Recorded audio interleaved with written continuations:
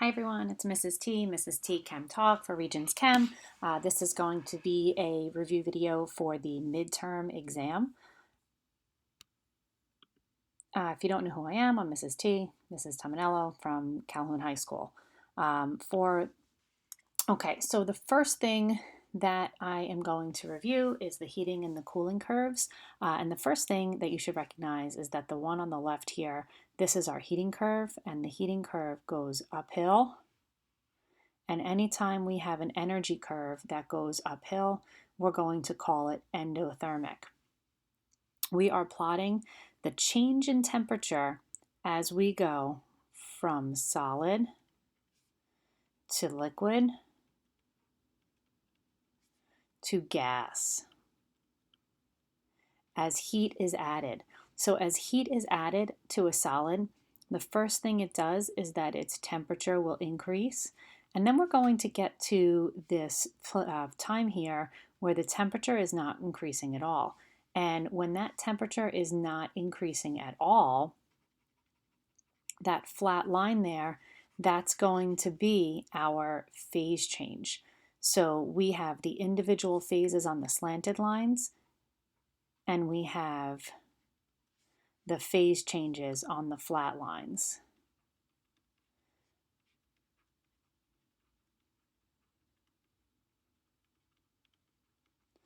So in our heating curve, the first phase change from solid to liquid is called melting, but it's also called fusion, and the phase change for boiling is also called vaporization. We have some corresponding energy changes on the heating curve. When we are in a single phase, when the temperature is increasing, that is when the kinetic energy is increasing. Because remember, temperature is a measure of average kinetic energy. So if the temperature is changing, the kinetic energy is changing. At the phase changes, however, the temperature is not changing. So no change in temperature, no change in kinetic energy. That must mean that at the endothermic heating curve phase changes, we have an increase in potential energy. Now, we said that this phase change from solid to liquid is called melting or fusion. Solid directly to gas without going through the liquid would be called sublimation. When we look at the next curve here, we notice that this one is going downhill. Anytime something is going downhill in terms of temperature, that means that it is going to be exothermic. And the cooling curve goes from gas to liquid to solid. The phase changes that we undergo from gas to liquid to solid, gas to liquid, would be called condensation. Liquid to solid, remember, would be called freezing. The phase change, if we skipped liquid and just went directly from gas to solid, would be called deposition. Just like on the heating curve, we have some changes in kinetic energy and some changes in potential energy. When the temperature is going down for just one phase, it is the kinetic energy that is going down. So that happens on any of the downward slanting lines.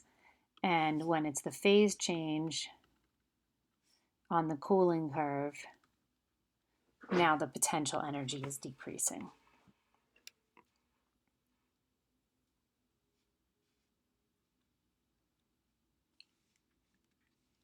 When we talk about the heating and cooling curves, we can also talk about the corresponding heat formulas that go with them.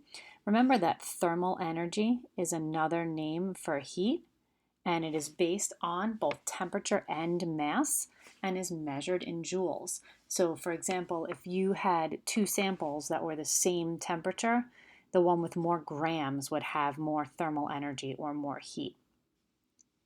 Remember that when we're talking about heat, we do measure heat in joules, and the constants for water are found on table B. If we're talking about some other substance besides water, we would have to be given the values of C or HF or HV. When we have a problem where they're asking us to talk about the heat exchanged when there is a temperature change, we're going to use Q equals mc delta T, where Q stands for the heat, M stands for the mass, the C value is stands for the specific heat capacity,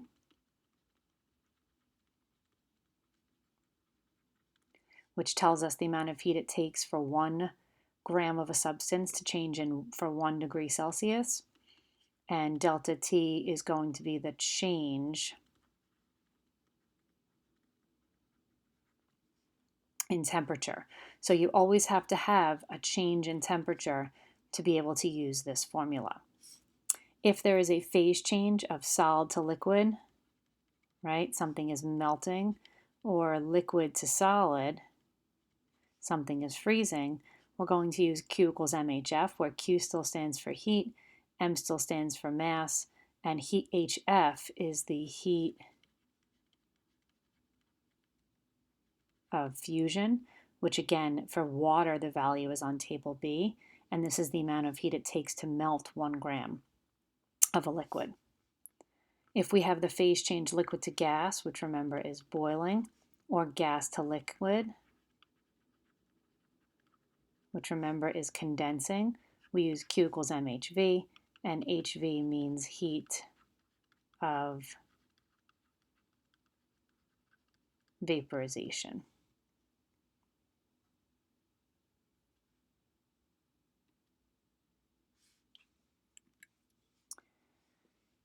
Remember, at any point, if this is going too quickly for you, the screen gets cleared before you're done copying, or you want to listen to something again, you are encouraged to go backwards or forwards or fast forward, pause, whatever you need to do. While you're watching the video, if you want to jot down some questions, you can certainly send me a message on Remind or via email to get some help with anything that you still don't understand. When we talk about elements, compounds, and mixtures, remember elements cannot be broken down chemically, and the symbols of elements have only 1 capital letter. So for example, PB is a symbol of an element, but it only has the capital P. The other letter, if there's 2 letters, the second one is always lowercase. C would be the symbol for, let's say, for carbon. Cu would be copper, but notice they all have just 1 capital letter. If we want to draw a particle level diagram for an element, it maybe would look something like this. That would be a monatomic element. If we wanted to go ahead and make that a diatomic element, we would just double up all of those to show that they are connected 2 by 2, 2 of the same. Remember that compounds have definite composition, meaning that their proportion can only be 1 proportion for it to be a certain compound. If you change the proportion, you can't change which compound you have, and they can be broken down chemically, and they will have 2 or more capital letters in their formulas. So something like NaCl, look at the 2 capital letters, that would be a compound with 2 elements, or MgSO4,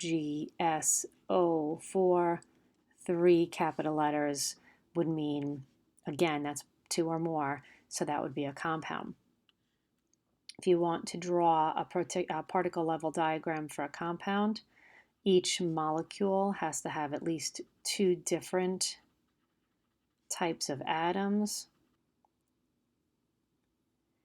Mixtures, on the other hand, combine physically and can be separated physically. Remember, we talked about distillation, we talked about chromatography, magnet, centrifugation. We had so many different ways to separate mixtures, but they are combined physically, so the individual components keep their physical and chemical properties, and we can have different percentages and still have a mixture with the same substances in it.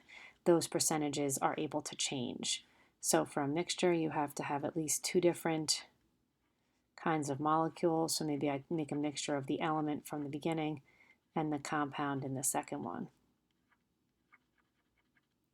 So we notice that this is one molecule, this is a different type of molecule. Having molecules that don't match each other makes it a mixture.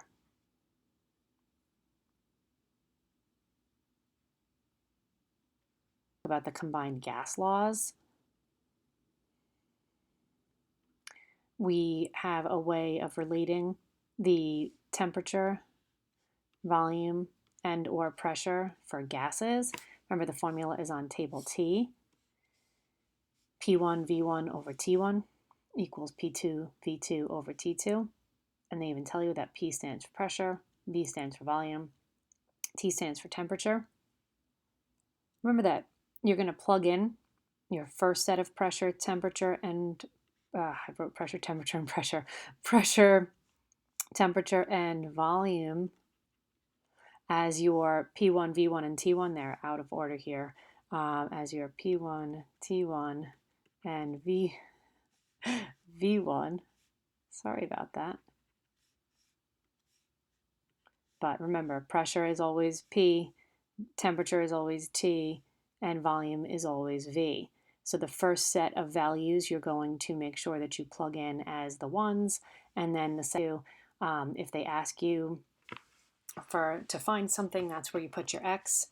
If they give you temperature that's not in Kelvin, you add 273 to your Celsius temperature to get it into kelvins, because we can only use Kelvin temperatures here.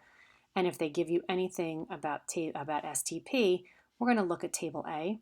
Those values are on table A. So if they ask you to start at STP or change to STP, we're going to use the values on table A.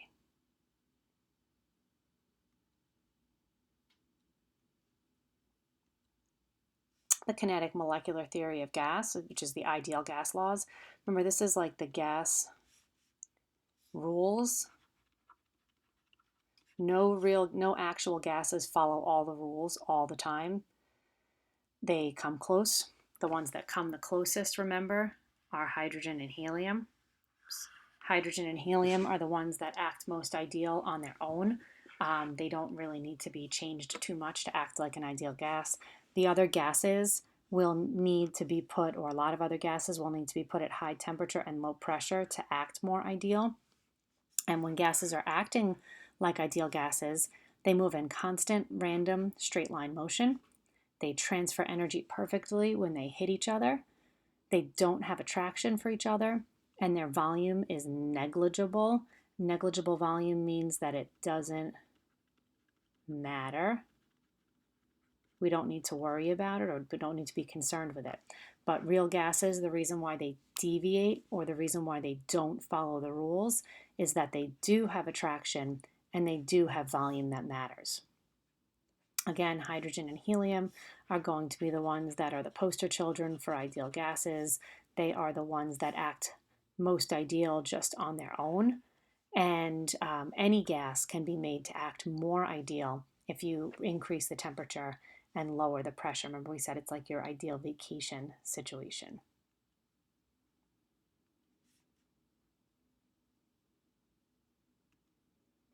When we talk about vapor pressure in table H, we have the relationship between vapor pressure and boiling point on this table here. So this is the axis, obviously, for vapor pressure. This is the axis here for temperature. I think I cropped out the fact that it said temperature down here. But what happens is, as the temperature increases, the vapor pressure increases. As the pressure increases, the boiling point increases. You can also use this to look up different boiling points at different atmospheric pressures.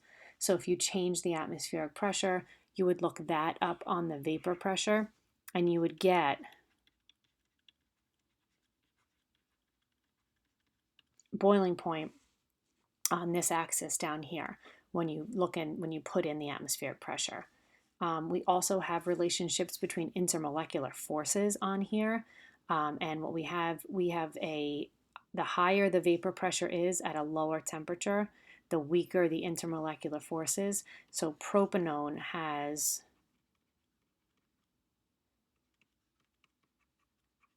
the weakest intermolecular forces on the table, and ethanoic acid has the strongest intermolecular forces on this table. So that means that ethanoic acid holds its molecules into the liquid stronger, so you need to add more heat to get ethanoic acid to leave into the vapor and to boil. Back in, now into atomic structure. When we talk about atomic notations, the top number is known as the mass number, and it is the protons plus the neutrons. The bottom number, which you don't need to be given if you have the symbol, is called the atomic number, and this atomic number is the number of protons. If you do mass number minus atomic number, you get the number of neutrons. Carbon has to have 6 protons to be carbon. The atomic number tells you what element you have. But carbon-14 has 8 neutrons and carbon-12 has 6 neutrons. So these are isotopes of each other because they are the same atom, so they have the same number of protons but different numbers of neutrons.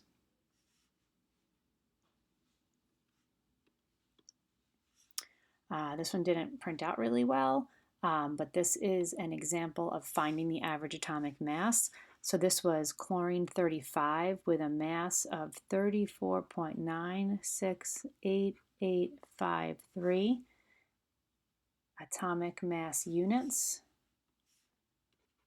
which remember is abbreviated as U, with a percentage of 75.78%. The other one says that it is 36.965903 atomic mass units with a percentage of 24.22%. The average isotopic mass takes into account both the mass and the percent abundance of all of the natural isotopes. And when we get this average, it's the one that we find on the periodic table. You're going to take the mass times the percent and get some number, the mass times the percent and get some number, and then add them up. And when you add them together, your result would be the average. It's a weighted average. We multiply by the percentages rather than dividing at the end.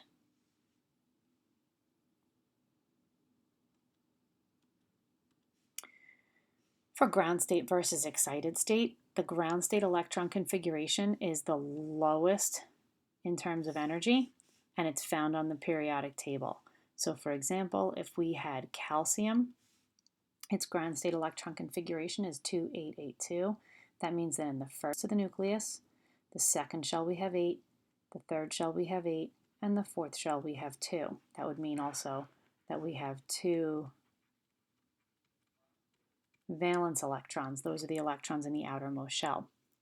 When atoms absorb energy, sometimes those electrons can move in shells further away from the nucleus, and this would be called the excited state. So what you notice is that here, one of these electrons moved out a shell, and that's why this number went from 8 to 7, and this number went from 2 to 3. They still add up to calcium's atomic number, which is 20. So they still add up to 20, but they have different arrangements of where the electrons are. Now what's eventually going to happen is that this excited electron, or however many excited electrons there are, they will move back down to the ground state, closer to the nucleus, or as close to the nucleus in terms of energy as they can get. And when these electrons move from the excited state back to the ground state, energy is released in the form of light, and that's how the bright line spectrum is produced.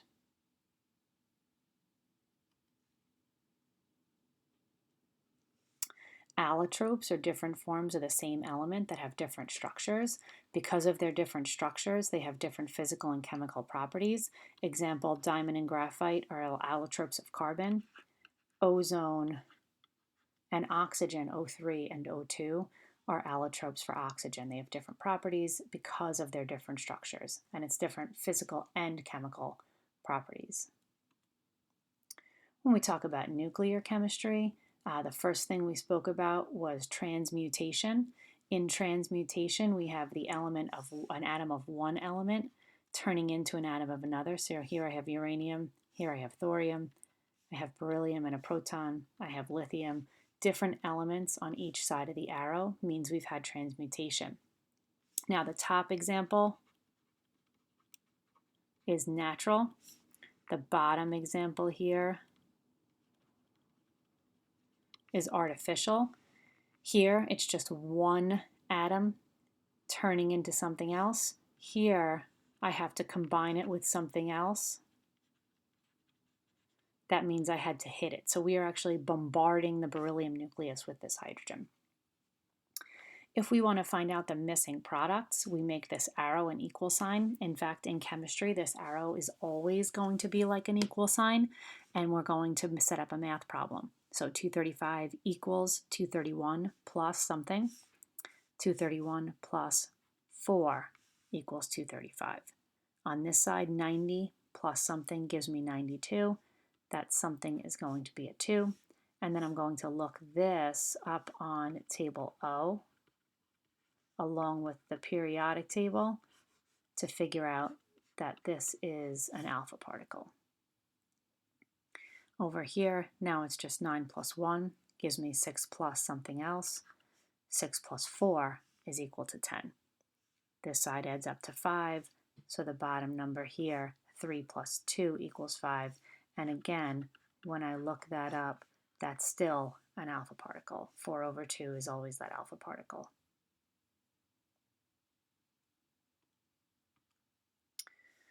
When we talk about half-life, we're talking about the amount of time it takes for half of a radioactive sample to decay into more stable products, and you get this this graph that looks like this if you were to graph the amount remaining. Now remember, this isotope is turning into something more stable. If it is not a neutron to proton ratio of 1 to 1, then actually this should say neutron to proton.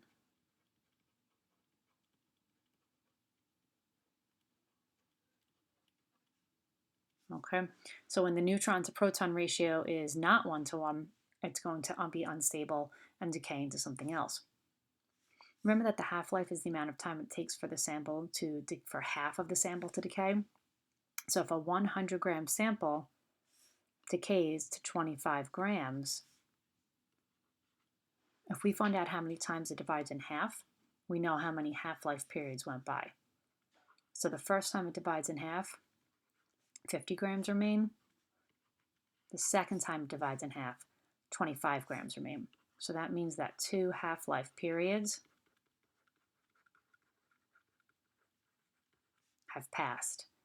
If 60 hours is 2 half-life periods, then 1 half-life period is 30 hours. So again, it's just like saying 2x is 60. So we knew that 2 half-life periods went by because it had to divide in half twice to get from 100 to 25. 2 half-life periods was 60. That means proportionally 1 half-life would be 30 hours.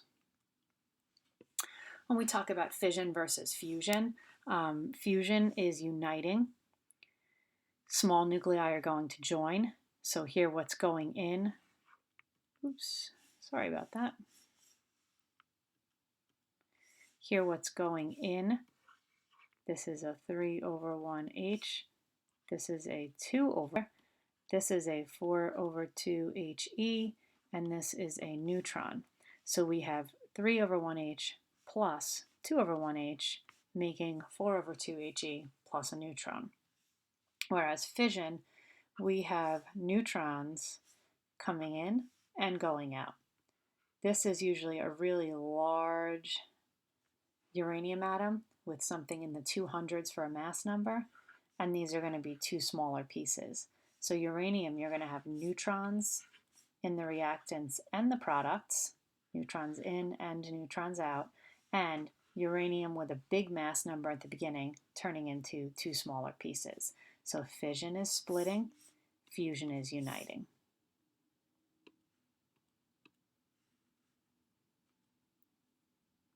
When we talk about the uses, remember traces allow us to follow a reaction. Iodine-131 is used for dating of things that were once living. Uranium-238 and lead-206 are used for geologic dating. Technetium-99 is used for brain tumors. Radon-226 and cobalt-60 are used for cancer treatments. Cobalt-60 is also used for food freshness. So these are just a couple of the examples of things that you might want to keep in mind. When we talk about penetrating power, remember that gamma has the most penetrating power. It has the smallest mass on table O, and alpha particle has the weakest penetrating power. So alpha can be stopped by paper. Beta, you need some aluminum. And then gamma, you actually need a thick piece of lead to stop it. So gamma has the strongest penetrating power. When we talk about the energy released from a nuclear reaction, all nuclear reactions release more energy than chemical reactions, and that's because some of the mass is lost and is actually converted into energy. So there's a really, really small, slight loss of mass in any nuclear reaction, and that mass that's lost is converted into energy, giving off a tremendous amount of energy. Next chapter is going to be periodic table. Remember that this here is our dividing line, and on this side, including down here, we have metals. These guys are nonmetals, and hydrogen is a nonmetal also, remember. So hydrogen really belongs over there. We have our metals and our nonmetals, which is the sort of most basic division on the table. When we talk about our metals, they tend to have low ionization energy, low electronegativity, and they tend to lose electrons in chemical reactions. Nonmetals tend to have high ionization energy, high electronegativity, and they tend to gain electrons in chemical reactions. Remember, when metals lose electrons, they tend to make smaller positive ions, and nonmetals tend to make larger negative ions. Remember, if we really forget francium down here and fluorine up here, we call francium our biggest loser. That reminds us that francium is really big and loses electrons easily. That means fluorine must be pretty small and must be a gainer. When we talk about our periodic trends and reasons, remember that we are going to, as we go down a group, we are going to increase the atomic radius.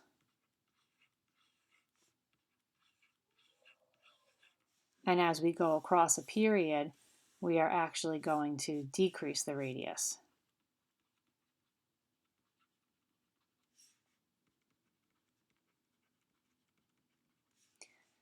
As we go across a period, we are going to increase the electronegativity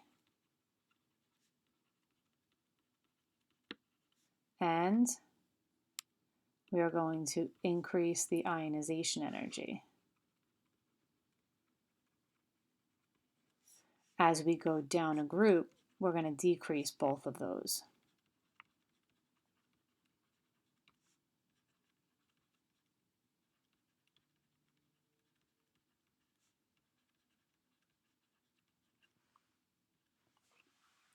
And the reason, as we go down a group, the radius gets bigger, the electronegativity gets smaller, and the ionization energy decreases because of more shells.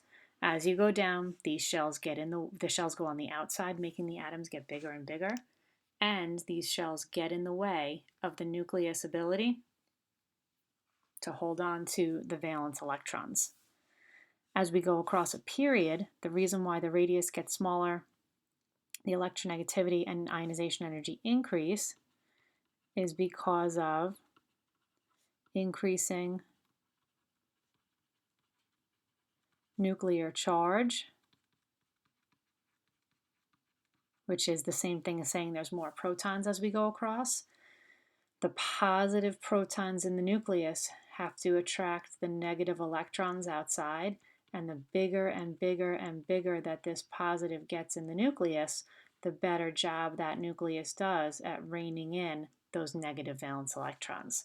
So across a period, as we increase the nuclear charge, that pulls the valence electrons tighter.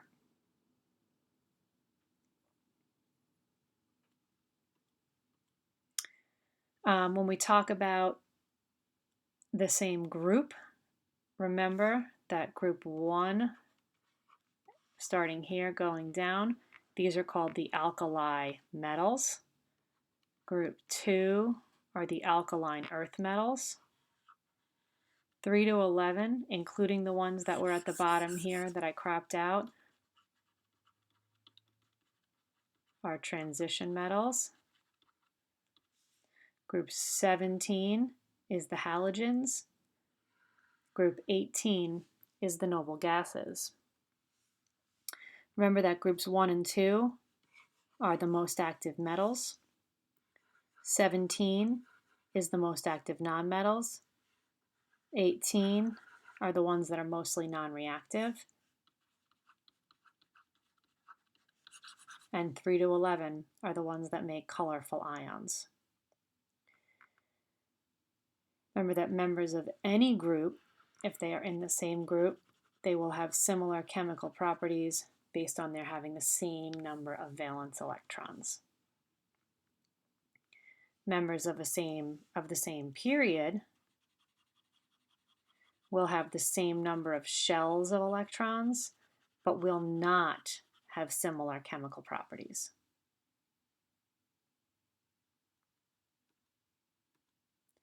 We're talking about writing the formulas with oxygen for oxides.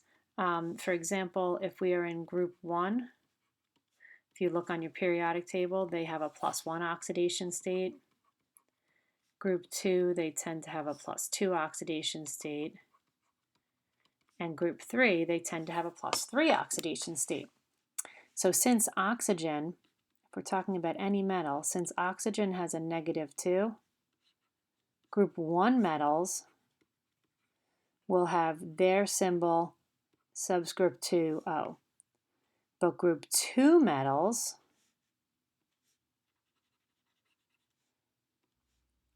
because group 2 metals have a +2 and oxygen also has a -2, equal and opposite charge cancel. It'll just be their symbol and O with no subscripts. And then finally, group 3 metals with their +3, when we crisscross and drop the signs, we wind up with the general formula, their symbol subscript 2, oxygen subscript 3.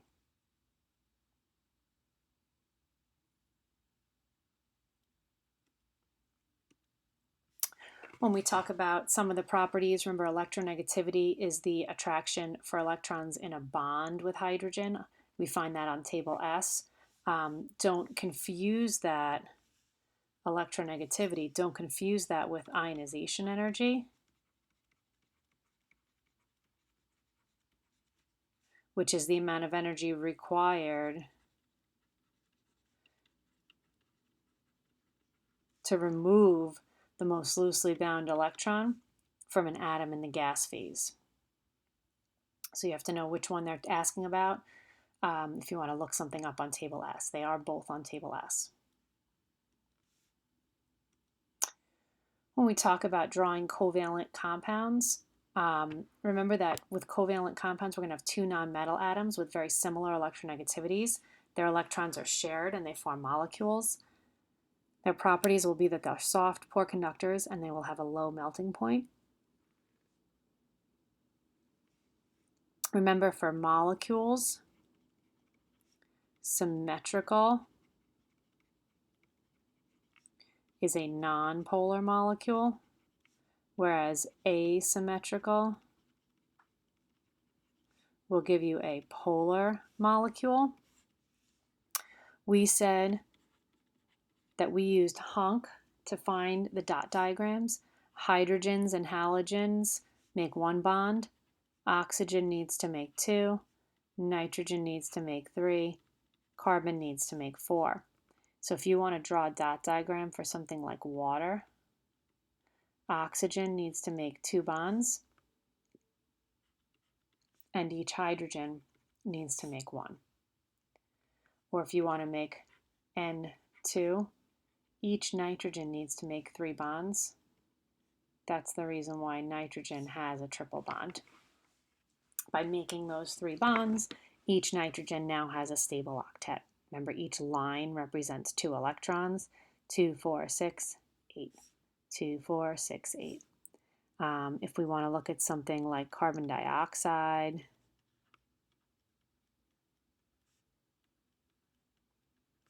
or ammonia, nitrogen makes 3 bonds, hydrogen each makes 1. 1, 2, 3 of the nitrogens, 4, 5, or you can count them all together.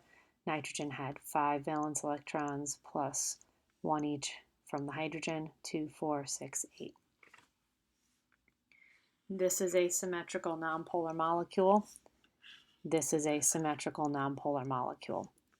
The water and the ammonia are each asymmetrical polar, which means that they have a positive side and a negative side.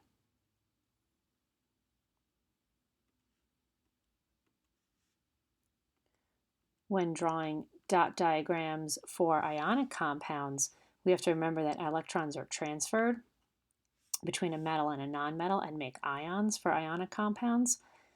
Their properties are that they are hard, they have high melting points, and they conduct in liquid and solution only, because that is when the ions can move. And remember, this solution, dissolved in water, aqueous. Remember that the metal will lose electrons and become positive and will make a smaller ion. The nonmetal will gain electrons, become a negative ion that will be larger than the atom was. If we want to do the dot diagram for magnesium chloride, magnesium is the metal. We put the metal in brackets, no dots. Charge from the table. Nonmetal in brackets, 8 dots. Charge from the table. Charges are not equal. They're opposite but not equal. So we need a coefficient here to make the charges equal out. We also could have done this if we didn't have the formula. You crisscross and drop the signs. MgCl2 means that there will be 2 in front of the Cl.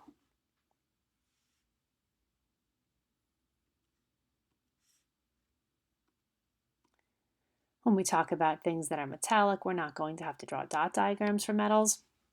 But remember, if you just had a single metal, just Mg, as opposed to MgCl2, this would have metallic bonding. Remember, this is the positive ions of mobile electrons. Sorry. Remember, these are the ones that they hold their electrons so lightly with such a weak attraction that their valence electrons move freely even when they're by themselves. So if we're told sea of mobile electrons, you're looking for a symbol of just a metal by itself. Remember, because of their mobile electrons, they can always conduct electricity. They're malleable, ductile, they have luster, a bunch of other good stuff too.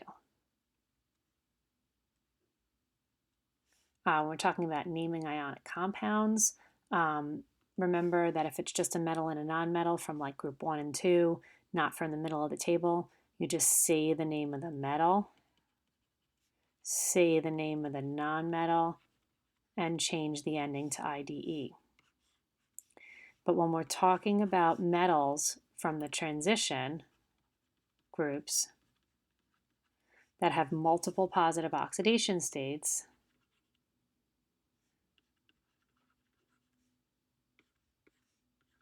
these would both be lead chloride. Oops.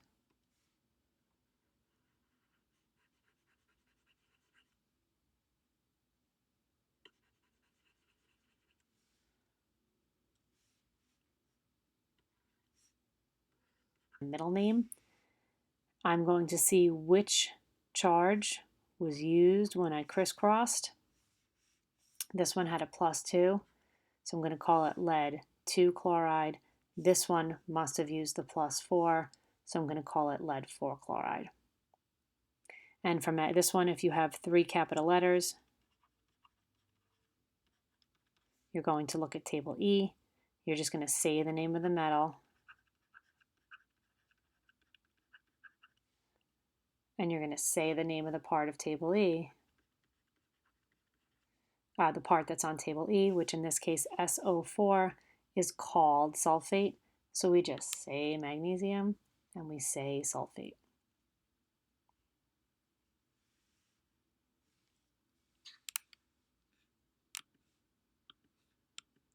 So that was a highlight video for the midterm review that we've been doing. The midterm again for 2019 school year, 2018-2019 school year is on January 25th. You need to be ready to walk into the classroom where you're taking your exam by 12 o'clock. Please make sure you have pens, pencils, and a non-graphing calculator with you, and leave your phones at home. If you have any other questions or have any questions about this at all, feel free to send me a video on Remind or on email, and I'll get back to you with some help on it. Good luck. Happy studying.